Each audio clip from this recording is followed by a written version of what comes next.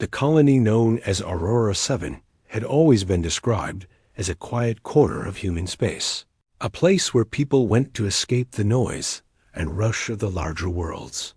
Most of the settlers were families, researchers, farmers, engineers, and a few traders who liked the peaceful rhythm of the colony. Life there moved at a slower pace, not because they lacked technology, but because they enjoyed living close to nature. From a distance, the planet looked like a soft blue marble with green streaks, and anyone visiting for the first time often said it felt like an early version of Earth, the one you only hear about in old stories. For years, the colony grew steadily. People built homes, farms stretched across wide plains, and research centers worked on small projects that didn't affect galactic politics in any way. Aurora 7 was the kind of place parents told their children about when encouraging them to dream of a calm life. There were no major conflicts, no political struggles, and barely any disagreements with the few alien species living nearby. If anything, the locals enjoyed friendly exchanges, sometimes trading crops, sometimes just sharing cultural stories. Because the colony was so peaceful, Earth's deep space monitoring network didn't bother it much. They simply checked in. From time to time, received routine updates, and marked the colony as stable. The settlers rarely sent urgent messages. Their outgoing reports usually talked about harvest numbers, weather patterns, or new plant discoveries. Everything on Aurora 7 gave the impression that humanity had finally learned how to create a peaceful corner of the galaxy. That's why the silence felt so unreal. It started early one morning when the monitoring station on Earth noticed that Aurora 7's scheduled transmission hadn't arrived. Normally, the system would send an automatic reminder, and within minutes, someone from the colony would reply with an apology, blaming a small technical glitch or maintenance issue. That didn't happen this time. The line simply stayed empty. At first, the engineers assumed the problem was minor. Maybe a faulty antenna. Maybe a storm on the planet had knocked out the communication tower. It wasn't unusual for remote colonies to have small signal interruptions. Still, protocol required them to send a follow-up request. No response. They tried again. Still nothing. Hours passed, and the silence started to feel heavier. One of the senior technicians, someone known for staying calm in emergencies, suggested running a long-range scan. The team agreed. They activated the deep scan array, which took nearly 2 hours to process data from that far out. While they waited, everyone tried to convince themselves that it was just a malfunction. After all, Aurora 7 wasn't the type of place where trouble happened. When the scan finally appeared on the screen, nobody spoke. The readings showed irregular energy patterns around the colony. Something had damaged several structures on the surface. Some scans flashed red warnings, not because they showed anything graphic, but because large sections of the colony no longer appeared in their expected locations. It was as if parts of the settlement had simply vanished from the surface. At that moment, the monitoring station knew one thing for certain. This was no simple failure. News traveled fast. Within hours, the information reached Earth's leaders, the Defense Council, and the various scientific departments responsible for colony oversight. Some officials insisted it had to be a natural disaster, maybe a meteor impact, maybe a catastrophic storm.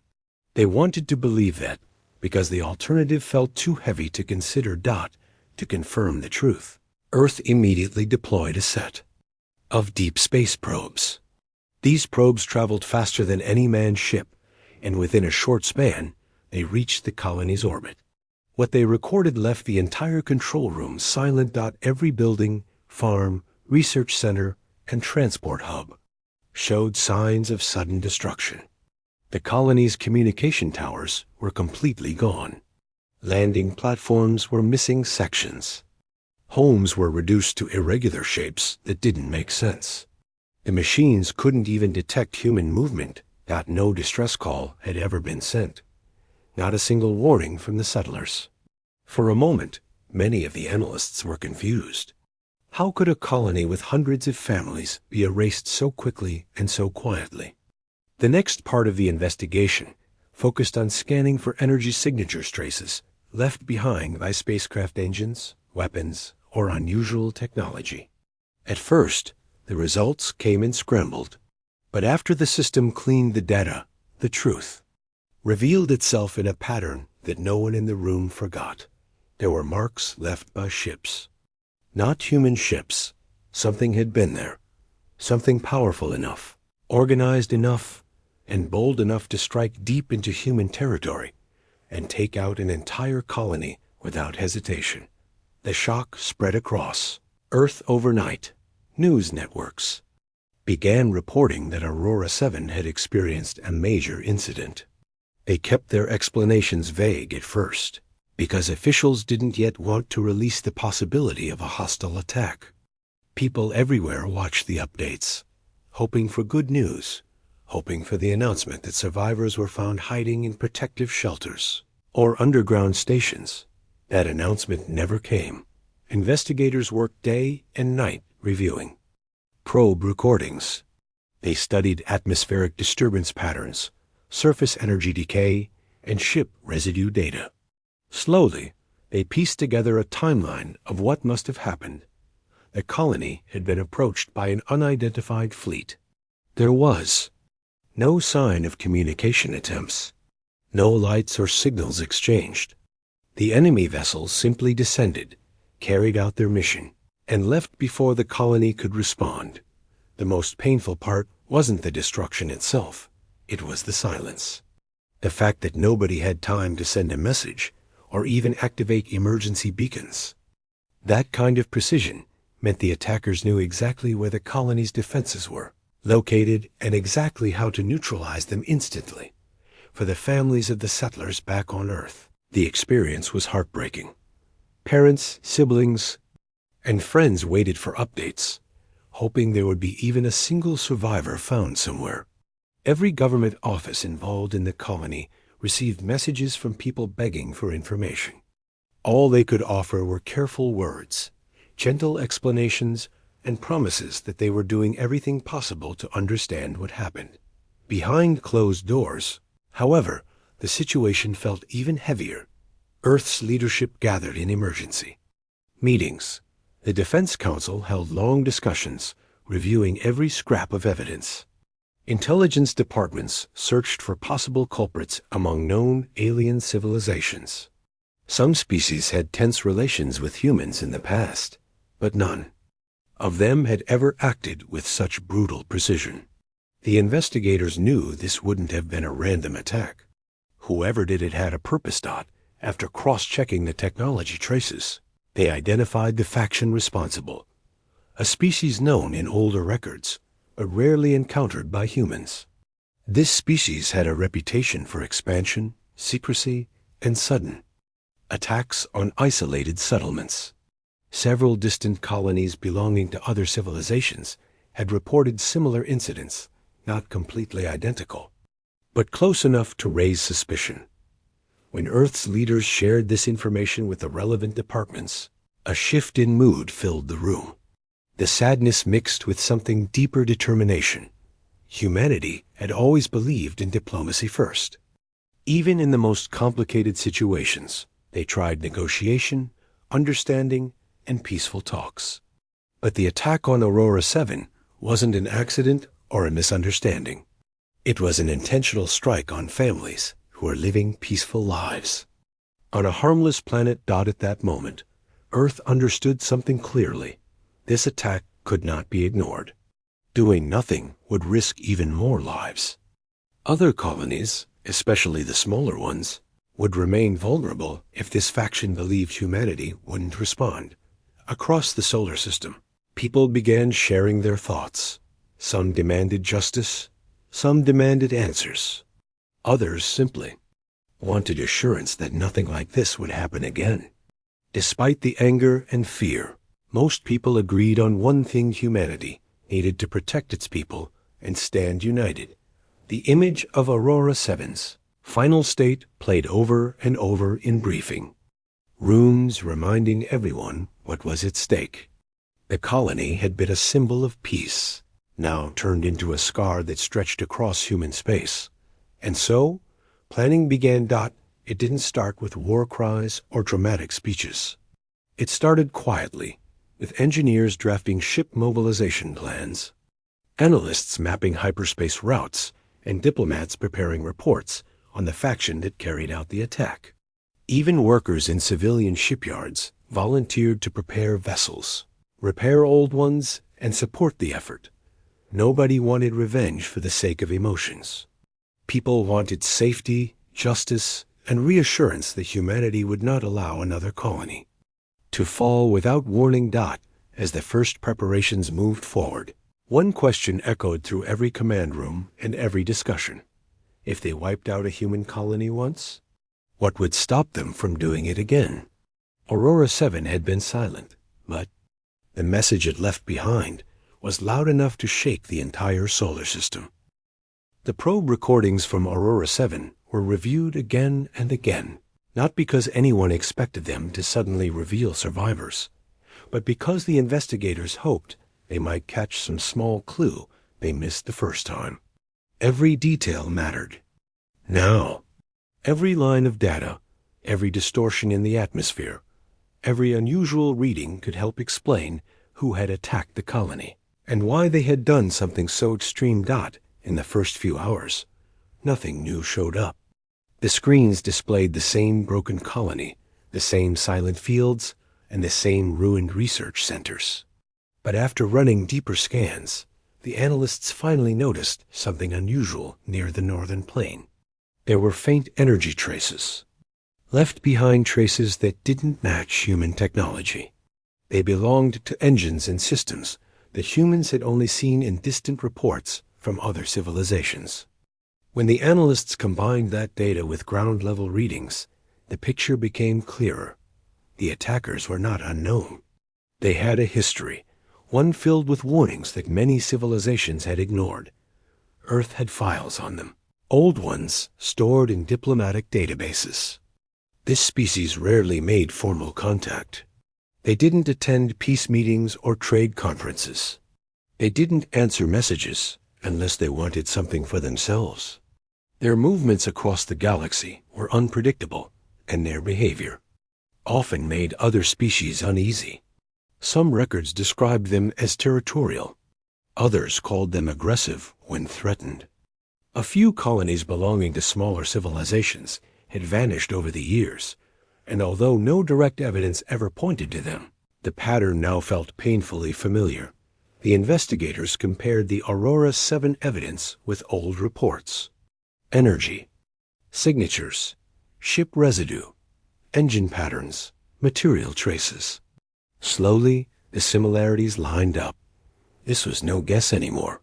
The same faction had done this. The realization spread across the investigation team like a cold wave. People stared at the screens in disbelief, trying to understand why the attackers had chosen Aurora 7, a place with no political value, no military importance, and no strategic location. It was a peaceful farming colony. What possible reason could they have had?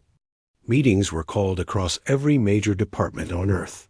Military officials, intelligence experts, scientists, and diplomatic advisors all gathered in long sessions, going over the evidence.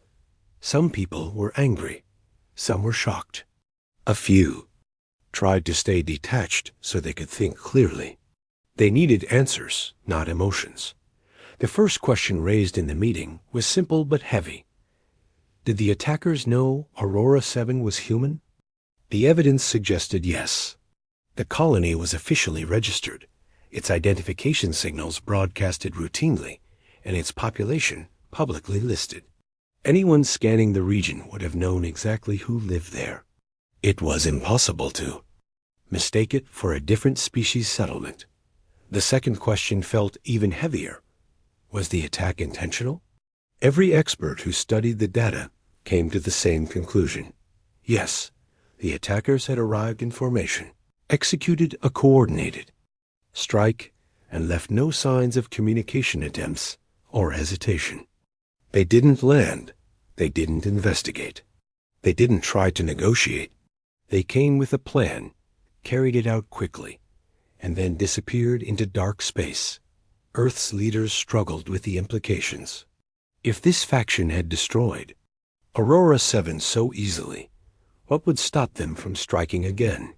Could other colonies be next? Could stations on the outer rim be in danger?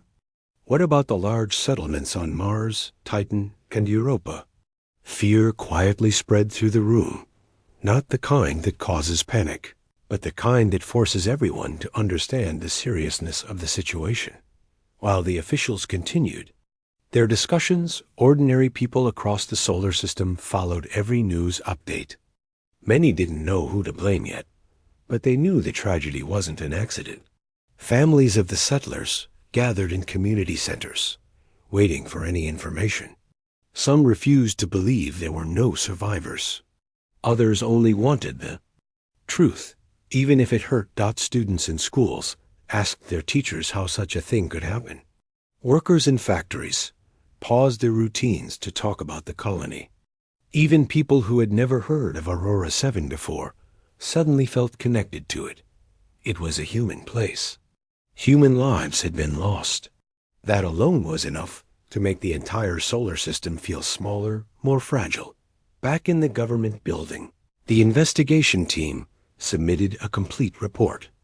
It detailed the attackers, the timeline, the technology involved, and the likely motivation. That last part was still uncertain, but a few theories emerged. Some believed the attackers wanted to expand into the region and saw Aurora 7 as an easy target. Others believed they wanted to test humanity's response, to see if humans were willing to fight for distant colonies. A few thought it might have been a rogue faction acting without the approval of their leaders. No theory felt comforting. The only thing everyone agreed on was that the attack was deliberate. Once the identity of the attackers became certain, Earth's leaders prepared a formal accusation to present to the Galactic Council. Even though the attackers rarely respected diplomatic processes, Earth wanted the record to show they had attempted peaceful methods first. The message was clear and firm. Aurora 7 had been destroyed. Evidence pointed to a specific faction, and humanity demanded an explanation. At the same time, the Defense Council began quiet mobilization plans. They didn't announce anything publicly yet, but preparations were underway. Fleets on Mars received orders to increase readiness levels. Shipyards on the Moon extended their work shifts. Engineers on Earth started checking old vessels that hadn't been moved in years.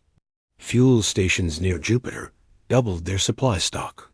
The preparations were slow at first, careful, controlled, but unmistakably serious. The public didn't know the scale yet, but they sensed something was happening. People saw military ships leaving ports more often. They noticed more security around communication centers. They heard discussions on news programs about possible countermeasures and urgent strategic planning. For many, the fear slowly turned into determination. Humanity had faced challenges before: planetary disasters, political tensions, resource shortages, and even small conflicts with other species, but nothing had prepared them for the sudden loss of an entire colony.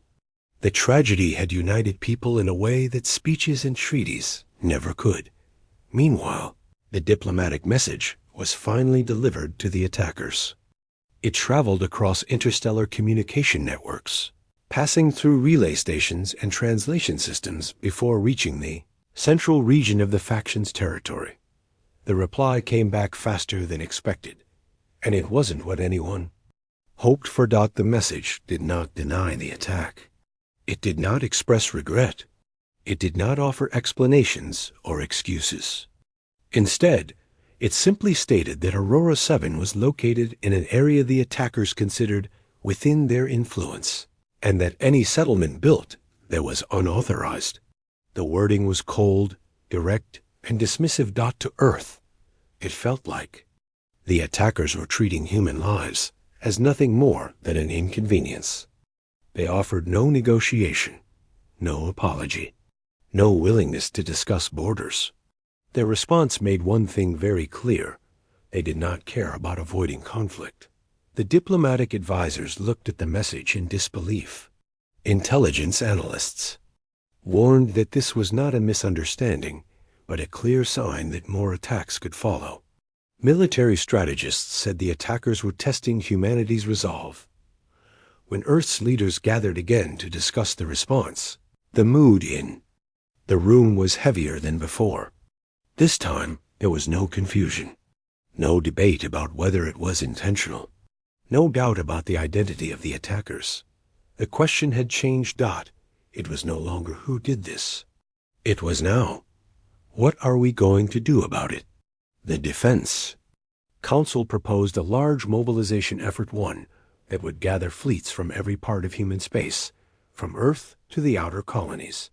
The number they suggested was enormous, larger than any military force humanity had ever assembled. It was meant to send a message, not of destruction, but of strength. A message that humanity would not allow its people to be wiped out without consequence. Some officials hesitated. They worried about the possibility of a full-scale war. They worried about the danger to innocent lives on both sides. But then they remembered the silent fields of Aurora 7, the homes that no longer existed, and the families waiting for justice. In the end, the decision became unanimous. Humanity would mobilize, not for conquest, not for revenge born from anger, but to protect their people and make sure no colony, no matter how distant, ever faced the same fate again. Across the solar system, the early stages of preparation began. Small movements at first, quiet decisions, careful coordination. But soon, the entire human race would learn what was happening.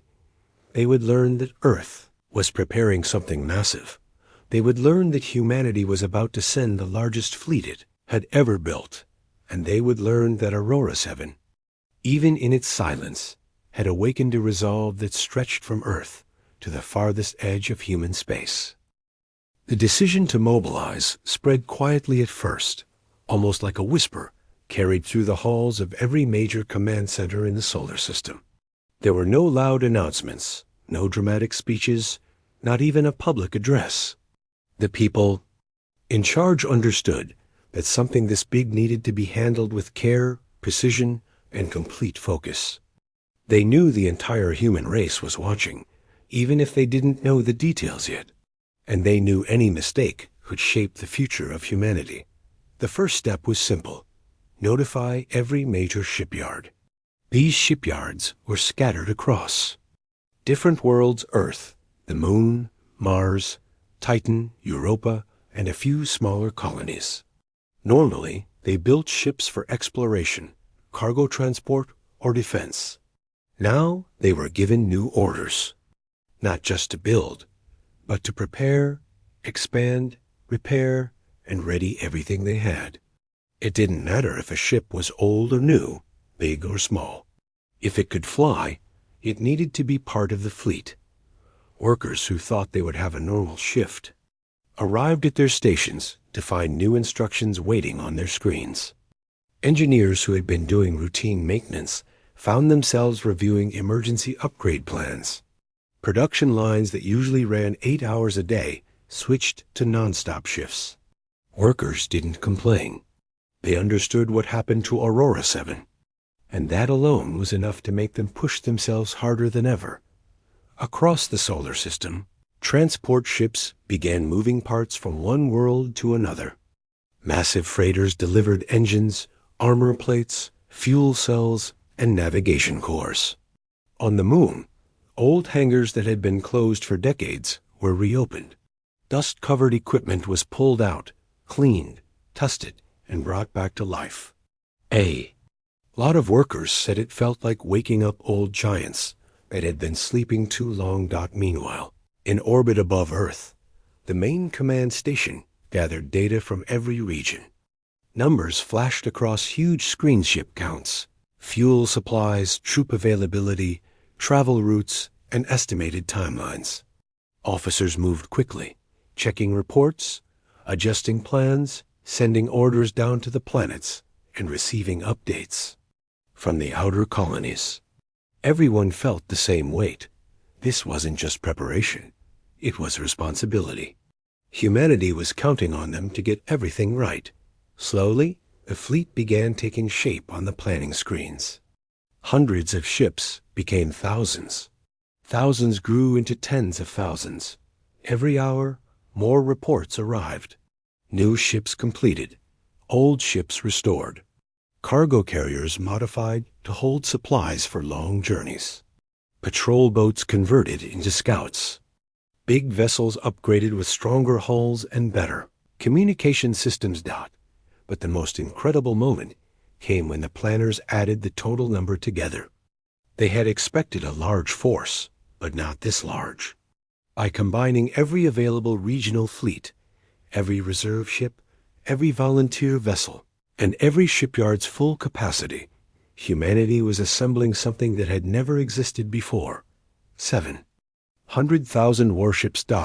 It didn't feel real at first. Even the officers who had seen decades of military planning stared at the number with disbelief. A fleet that large didn't just represent power. It represented unity. It meant every colony, every settlement, every worker in every shipyard.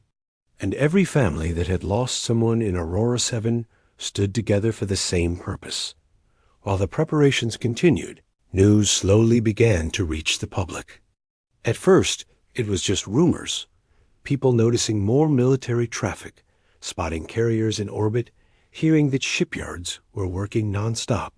Some thought it meant another frontier expansion. Others feared a conflict. Eventually, the officials confirmed what many suspected.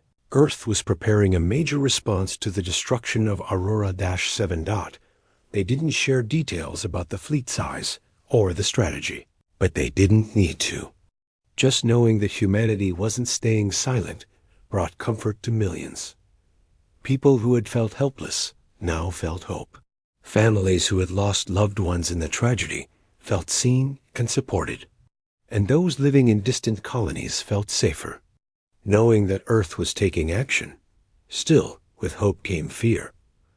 Many wondered what would happen next. Would there be war? Would peace still be possible? Would innocent lives on the enemy's side be caught in the middle? Earth's leaders were aware of these fears. That's why they shaped the mission around one core goal: protection. Not destruction. Not conquest. Protection. In the main strategy room, where the highest commanders met, this point was repeated again and again. The fleet was meant to send a message to the attackers, a message that humanity would not accept the loss of innocent lives and would defend its people with everything it had. But it was also meant to show the galaxy that humans acted with discipline and purpose, not blind fury. To make sure the mission stayed controlled, the Defense Council created a strict set of rules. The fleet would avoid civilian areas. They would disable threats instead of destroying everything around them. They would request communication at every stage. And they would offer the attackers a chance to step back before things got worse. It wasn't about showing strength alone. It was about showing that strength and responsibility could exist together. As the rules were finalized, preparations accelerated. On Earth, training centers ran night and day. Pilots refreshed their skills, engineers practiced emergency repairs, and communication officers learned new codes and languages. Some of the older commanders, who had retired long ago, returned to offer guidance. They said the mission reminded them of the times humanity first united, working not for themselves, but for something bigger. On Mars, the shipyards glowed with activity. The Red Planet's factories, known for their speed, produced components faster than anyone thought possible. Workers slept in short shifts, often inside the shipyard itself, because they didn't want to waste time going home. They knew their efforts would help protect the solar system. On Titan, where the cold orange skies hung low, massive carriers were assembled piece by piece. These carriers would hold medical teams, supply units, fuel reserves, and advanced communication hubs. People on Titan understood that the fleet wasn't just for battle. It needed to sustain itself, support itself, and take care of its crew over long distances. Across dozens of worlds, the same energy filled the air. People didn't just work with their hands. They worked with their hearts. Everyone felt connected by one tragedy and one purpose. At the same time, diplomats across the solar system were quietly preparing another set of documents. These documents outlined the history of the attackers' behavior, listed every colony they had threatened, and described the pattern of aggression. The goal was to show the Galactic Council that Earth wasn't acting without reason. Every major decision had structure, evidence, and justification. The diplomats also opened communication channels with other friendly species, sharing their findings and asking for observations. Many of these species responded with messages of support, and some even admitted they had feared this faction for years, but didn't have the strength to oppose them. Now, with humanity standing up, they felt encouraged. Back on Earth, people gathered in public squares and watched updates on enormous screens. They weren't cheering for war. They were supporting the idea that human lives mattered, no matter how far from the home planet. They lit candles for the lost settlers. They held moments of silence. They shared stories of family members who had once dreamed of moving to colonies like Aurora-7. And slowly, a shared feeling grew, a feeling that humanity was stronger than anyone had realized. As the fleet neared completion, the solar system changed. It felt more alive, more united. The fear that had soaked into people's hearts after the colony's destruction was replaced by something else. Resolve. Even the soldiers who boarded the early ships for training missions understood the gravity of what they were part of. Many of them had never left their home planets before. Many had joined the defense forces for small missions, not for something this immense, but none of them backed away. They told themselves they weren't going into unknown space to attack. They were going to prevent another Aurora-7.1 quiet evening. As the fleet assembly neared its final stages, the main command station dimmed its lights and switched on a projection of the full formation. Millions of dots filled the screen, arranged into coordinated layer scouts, interceptors, cruisers, carriers, supply vessels, medical ships, and more. The image had no sound, but it didn't need any. Just seeing the formation was enough to make everyone in the room stand still. 700,000 ships. Formation so large that any enemy would hesitate before taking another step toward human territory. A force built not out of hatred, but out of responsibility. As the projection rotated slowly, showing the fleet from every angle, one of the senior commanders finally spoke, his voice steady and quiet. "This isn't a fleet of war," he said. "It's a fleet of promise. A promise that humanity will never let its people face such darkness again." The others nodded. No one argued. No one added anything. They all understood. The fleet would depart soon, and when it did, the entire galaxy would understand that the silence of Aurora 7 had awakened something far greater than fear. It had awakened the unity of an entire species.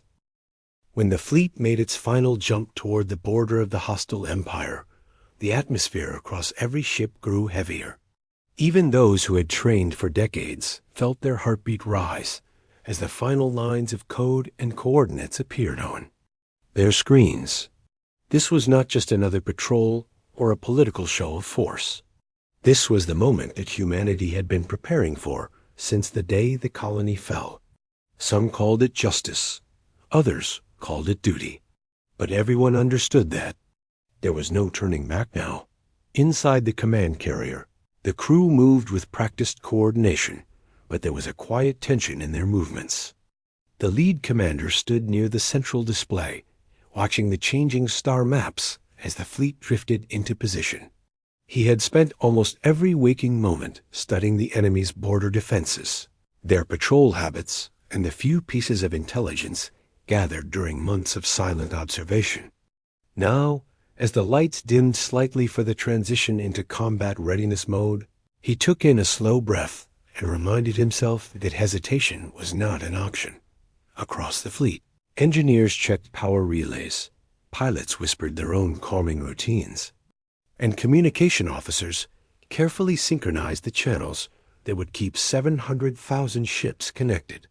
Even the maintenance crews, usually relaxed even during drills, worked with a sense of seriousness. They understood that a single malfunction in a single ship could cost not only lives, but also the stability of the formation.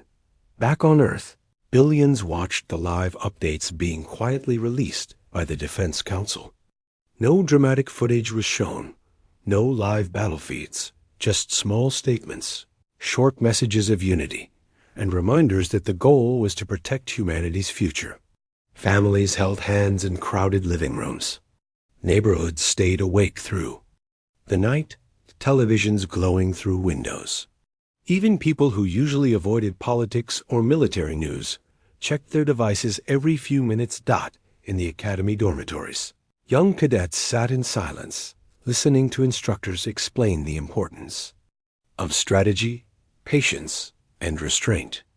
Many of the cadets had lost relatives in the destroyed colony, but they had been told repeatedly that this mission was not reckless revenge.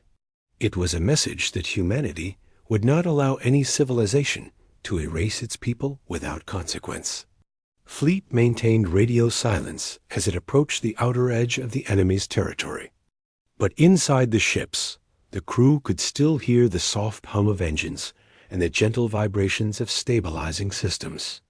These familiar sounds reminded them they were not alone. They were part of something far larger than any individual. On the observation deck of one carrier, a group of junior crew members stood looking at the stars ahead. They whispered to each other about the colony that had been destroyed. None of them had ever visited it, but they had seen its pictures, read the stories of the families who once lived there, and watched the messages those colonists had sent back to Earth before their final days. Even though they had not personally known anyone there, the loss felt personal to them. Humanity's reach into the galaxy had always been built on hope, curiosity, and cooperation.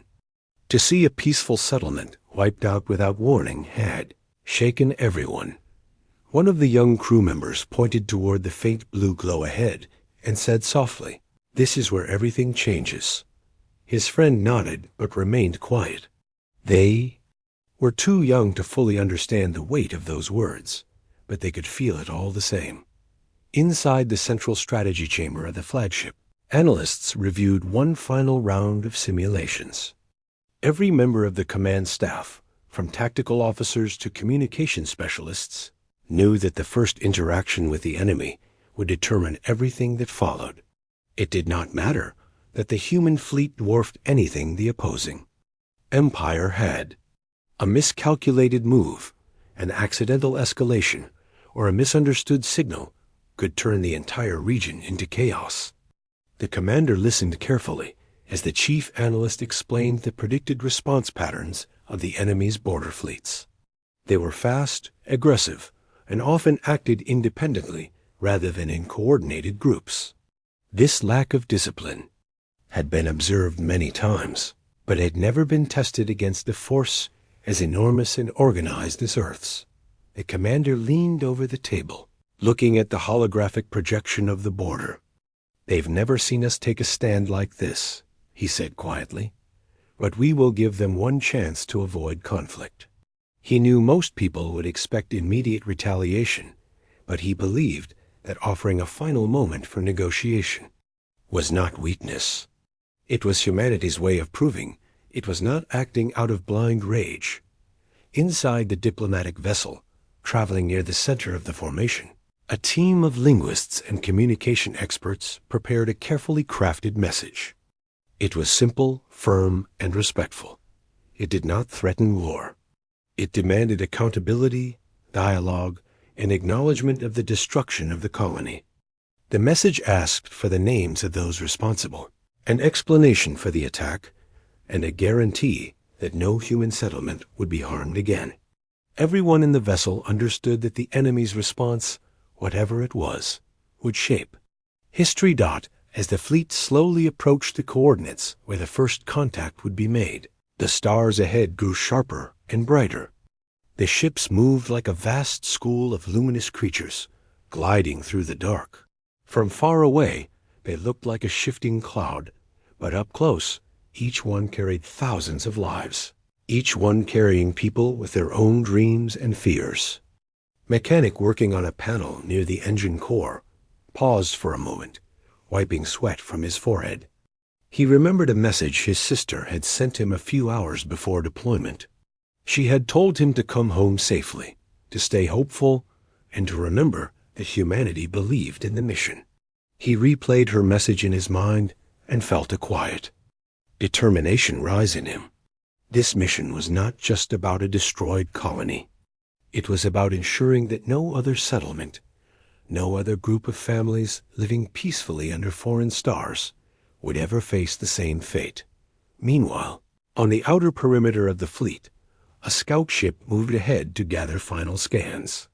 The pilot of the scout had flown hundreds of missions, but never one this significant. As the screens filled with data, she watched for any unusual energy signatures or signs of ambush. The scan results came back clear. There were enemy patrols, but none strong enough to challenge the fleet's approach. She sent the data back and whispered to herself, "Let's hope they choose the wiser path." Inside the flagship, the commander received the scout's report and nodded. The fleet continued forward, engines humming in flawless synchronization. The moment was near. Across the ships, people straightened their uniforms, adjusted their equipment, and took long, steady breaths. Finally, the fleet reached the boundary where the enemy's monitoring stations would detect them. There was no hiding their presence now. Their signals spread across the region like a ripple through still water. Minutes later, sensors began picking up movement enemy ships gathering, adjusting formations, preparing to confront the intruders. The human crew watched the incoming data silently. The enemy's vessels were small compared to the colossal human carriers, but they were fast and agile. Their movements were sharp, almost jittery, as if they were unsure whether to defend, retreat, or attack.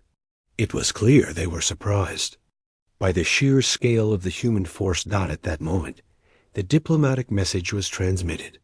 A calm voice delivered it in clear, universal language, requesting explanation, responsibility, and peaceful resolution. No threats, no insults, just truth. Then came the waiting. The whole fleet held its breath. Seconds felt like minutes. Minutes felt like hours. People stared at their screens, some gripping their armrests, others clenching their hands behind their backs.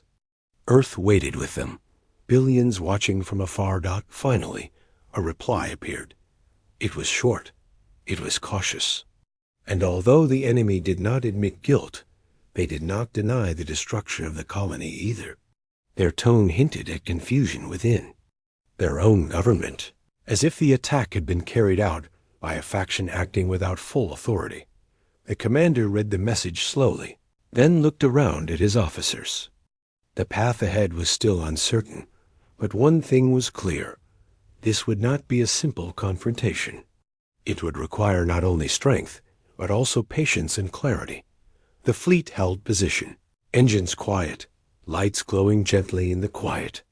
Dark of space. Humanity had arrived, not as conquerors, not as destroyers, but as a civilization determined to protect its people and demand the truth. When the enemy's short and careful message appeared on every major screen across the human flagship, the entire command center went silent. No one wanted to be the first to break the quiet, as if even breathing too loudly might change the meaning. Hidden between the lines. The message was unclear, almost hesitant, but it was not aggressive. and that alone carried weight. It meant the enemy was uncertain. It meant the situation was not as simple as humanity once feared. Perhaps the colony had not been destroyed by an order from the top. Perhaps something else had happened. But uncertainty was not enough. The people aboard the fleet and the billions of families watching from Earth needed real answers. They needed truth, not vague hints. The commander leaned slightly forward, placing both hands on the display table. His voice was calm, but everyone around him sensed the seriousness behind it. "We hold position," he said. "We wait for their full explanation. They owe us that much." The officers nodded, but they exchanged uneasy glances. They knew that holding position near an enemy border, especially with such a massive fleet, could create tension on both sides. Still, it was the right choice. Humanity could not force the truth by rushing into conflict. Not when innocent lives were at stake. Across the fleet, the message had already spread through every department. On one of the large carriers, a group of technicians gathered around a small screen, reading the translated words again and again. One of them frowned deeply and said, "Why would they give such a weak answer? If they planned the attack, they wouldn't sound like this." Another technician shrugged, adjusting the toolkit at his side. Maybe their own government doesn't know what happened. Maybe the attack wasn't official. Their conversation continued quietly, each person imagining different scenarios. Perhaps a rogue group within the enemy's military had carried out the attack. Perhaps there had been a misunderstanding in communication. Or maybe someone else entirely, some unknown force, had been responsible. These thoughts created both hope and fear. Hope that the enemy wasn't deliberately trying to destroy humanity. Fear that something more dangerous might be hidden in the shadows. Inside the diplomatic ship, the team of linguists worked tirelessly.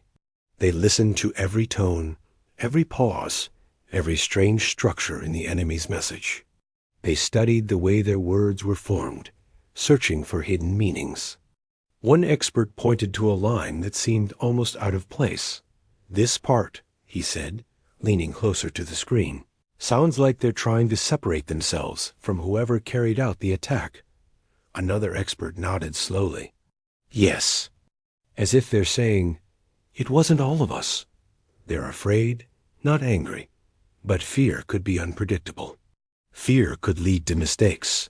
A new message was prepared polite, firm, and requesting direct communication with whichever authority held real responsibility. It was sent carefully, without any sign of aggression. Then, once again, the long wait began. The fleet stayed still, like a silent mountain range suspended in space.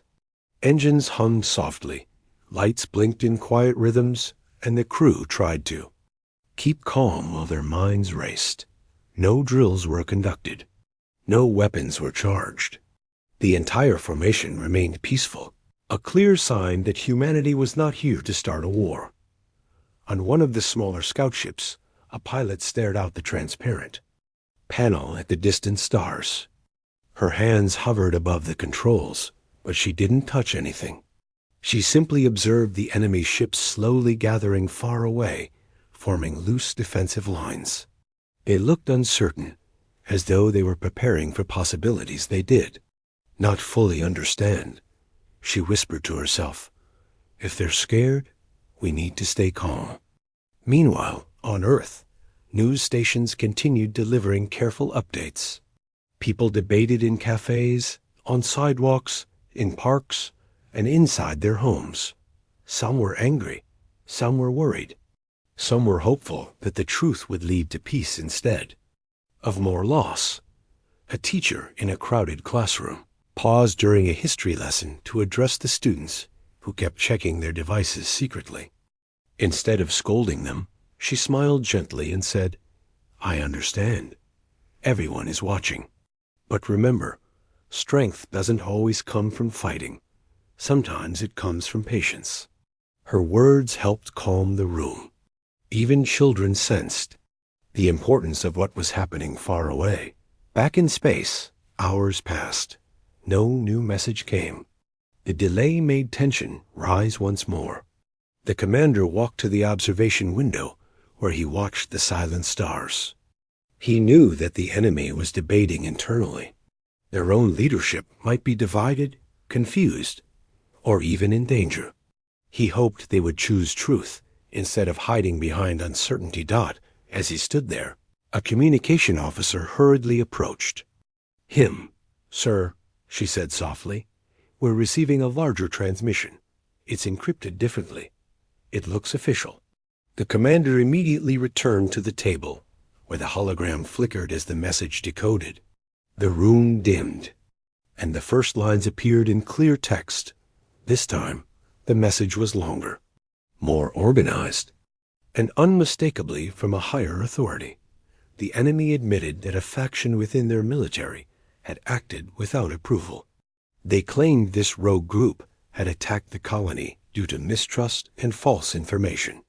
They also revealed that their own government had been trying to understand how the attack happened before responding publicly, which explained their earlier hesitation. The command center absorbed the information carefully.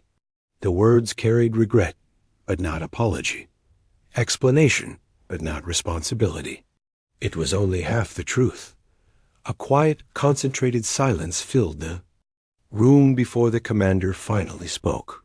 "So they admit it wasn't an official order," he said. "But they still don't say what they're planning to do about it."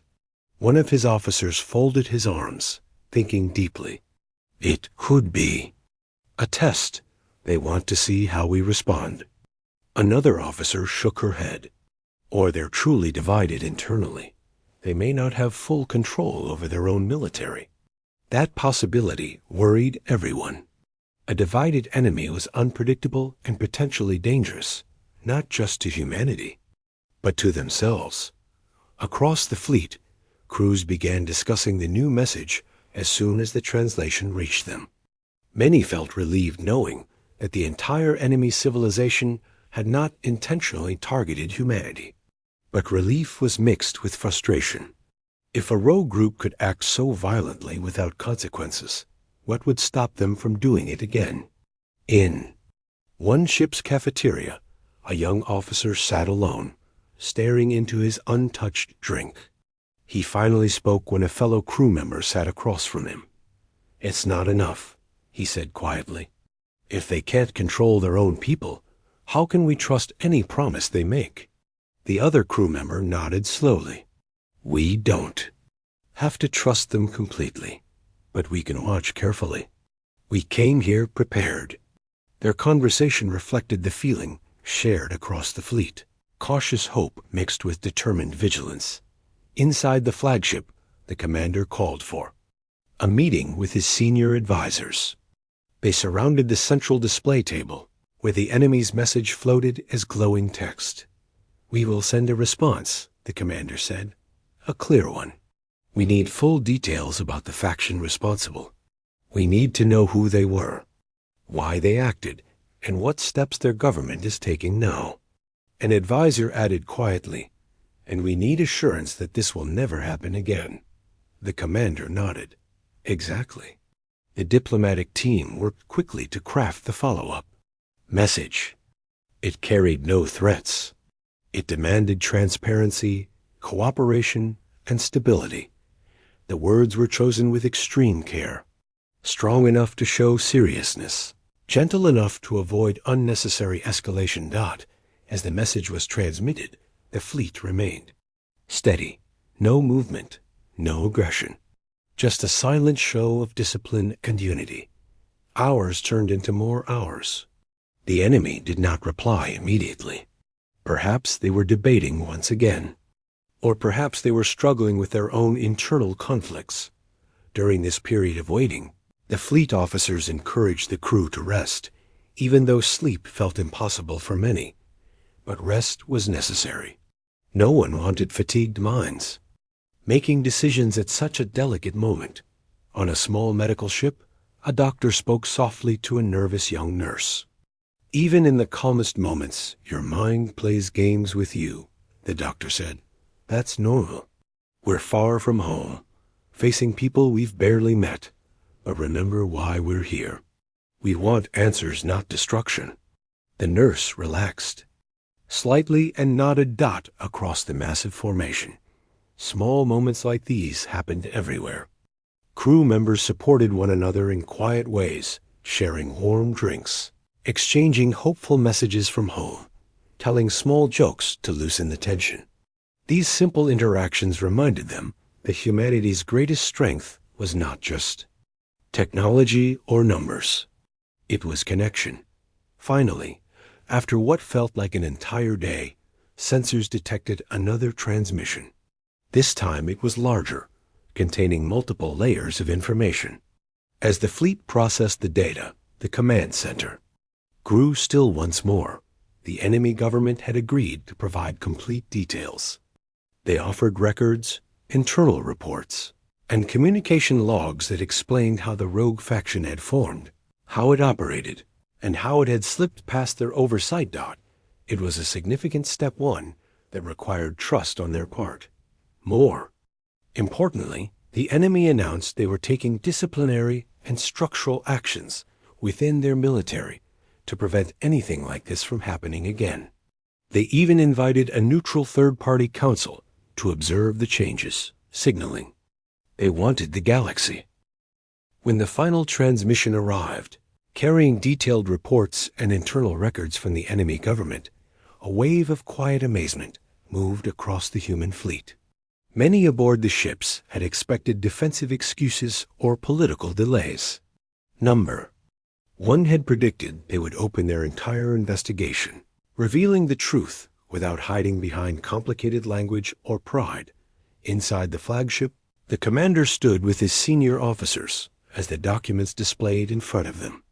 Each line of information explained how the rogue faction had manipulated data, bypassed security systems, and convinced several low-level units to follow them. It was clear that the attack on the human colony had not been authorized by the enemy's main leadership.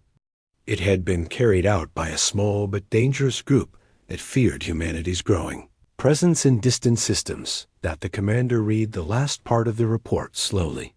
It described the steps the enemy government was taking, arresting the leaders of the rogue faction, restructuring their military oversight, and inviting neutral observers to confirm transparency.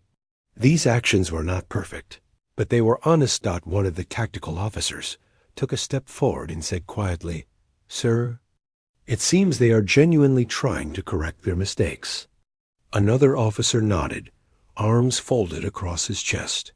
"They know the scale of our fleet. They know we didn't come here to negotiate lightly. They had to choose between truth and disaster." The commander didn't speak immediately. He looked around the room, making sure everyone understood the weight of what they were seeing. "This," he finally said, "is the moment that defines who we are. If we act with anger, we prove nothing.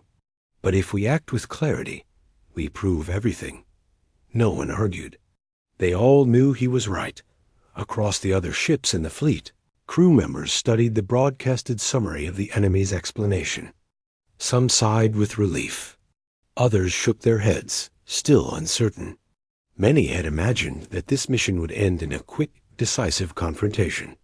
But life rarely followed simple expectations. Truth was often complicated, layered, and uncomfortable. In a quiet corner of a transport vessel, two engineers talked while checking diagnostic panels. One of them leaned back in his chair and said, "I guess this means we won't be fighting." The other engineer gave a small smile. "I never wanted to fight. Not really. I just wanted answers." "You think they're telling the truth?" "I hope so. And I think we'll find out soon enough." Meanwhile, aboard a medical ship, a group of nurses gathered around a small screen showing the enemy's list of reforms. Some of them had lost friends in the colony. Their hearts were still heavy. But seeing the enemy take responsibility, even reluctantly, eased the weight slightly. One nurse said quietly, "This won't bring them back, but at least someone is finally admitting what happened." Another nurse placed a gentle hand on her shoulder and replied, "It's harder to forgive when the wound is deep. But maybe this is the first step." Back on Earth, billions watched the developments with mixed emotions. People filled public squares, offices, and homes, while news channels discussed every detail of the new message. Some viewers were surprised that the enemy was willing to admit internal problems. Others were suspicious, worried that the enemy was only pretending to cooperate because they feared the massive fleet dot in a small apartment. A family sat together on the couch, listening carefully to the broadcast. The mother whispered, "I hope this really means peace." Her father, sitting beside her, nodded slowly. Peace doesn't come in a single day. It comes in small steps, like this one. In distant cities, students debated the situation with their teachers, asking questions, expressing doubts, and discussing what it meant for humanity's future. Professors explained that justice was not only about punishment, but also about preventing future harm. This was a chance to teach an important lesson. Strength did not always require violence. As humanity watched and waited, the commander on the flagship prepared the next message. The diplomatic team gathered with him, and together, they crafted words that reflected humanity's values.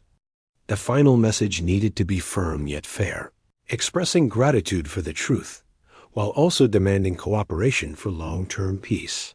When the message was ready, the commander read it aloud once more before sending it.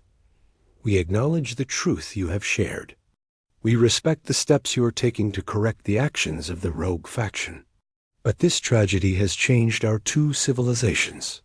To prevent anything like this from happening again, we require a joint investigation team, communication channels that remain open permanently, and a mutual agreement to protect civilian colonies. Only then can we move forward."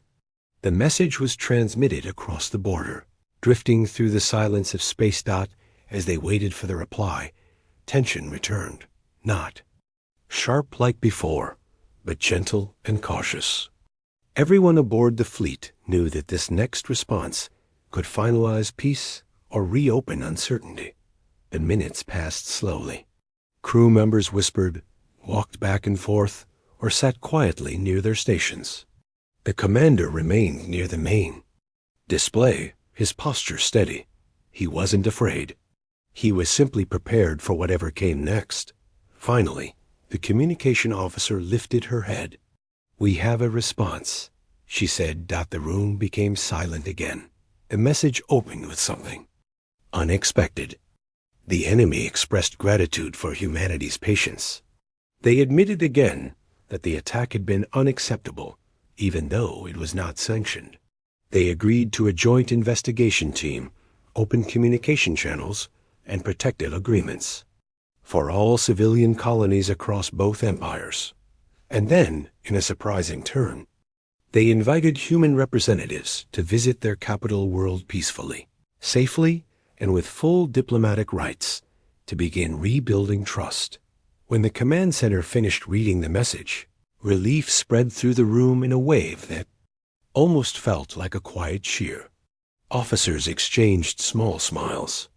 Some let out breaths they had been holding for hours. But one advisor said softly, "This is more than we hoped for." Another added, "It's the beginning of something new." The commander nodded, his face calm but warm.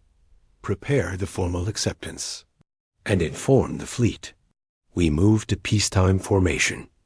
Across the 700,000 ships, the announcement echoed through every hall, every cabin, every deck. Lights shifted from red to soft white, engines lowered to peaceful power levels. The tension that had filled the air for days finally began to ease. On one of the observation decks, a group of young crew members watched as the stars gleamed quietly. They had imagined a massive battle. Instead, they had witnessed something far more important: understanding. One of them smiled and said, "I guess the galaxy looks a little different now." Another replied, "Yeah, maybe we all learned something." Inside, A transport ship. A mechanic received a message from his sister. She wrote, "Come home safely. I'm proud of you. The whole world is proud of all of you." He felt tears gather in his eyes, not from sadness, but from a deep sense of relief. On the medical ship, the nurses gathered again, this time with gentle smiles. One of them whispered. They finally listened. The others nodded. Meanwhile, in the academy dormitories on Earth, young cadets sat watching the news. Their instructors explained that the mission would be remembered not as a war story, but as a moment when humanity chose wisdom over anger. After a short pause, one instructor added, "The future belongs to those who seek understanding, not destruction." Far out in space, the commander recorded his final message to Earth. His calm voice filled the broadcast. "We came with strength because we needed answers. We return with answers and the possibility of a safer future. The truth has been revealed. The responsible group has been stopped, and new agreements are being formed. Our mission is complete. We return home with honor." Earth erupted with emotion when the message arrived.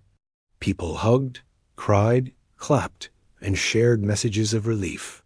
This mission had been frightening, but it had not turned into tragedy. Humanity had stood firm without losing its sense of fairness. Back in the fleet, the ships began to turn slowly, adjusting course for their long journey back. The stars shifted as their engines glowed softly.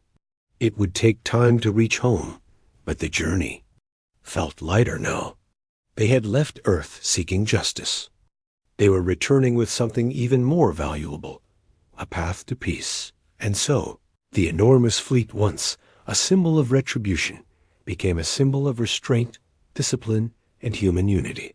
It proved that even in the vastness of space, even after great loss, humanity could choose wisdom over destruction. The destroyed colony would never be forgotten. The memories of those who lived there would live on in hearts, in stories, in the lessons learned from this mission. But the future shaped by truth and cooperation would grow stronger because of them. As the fleet slowly moved away from the enemy border, fading into the quiet dark of space, one simple thought settled across all of humanity. Sometimes the greatest victories are the ones that prevent a war from happening at all.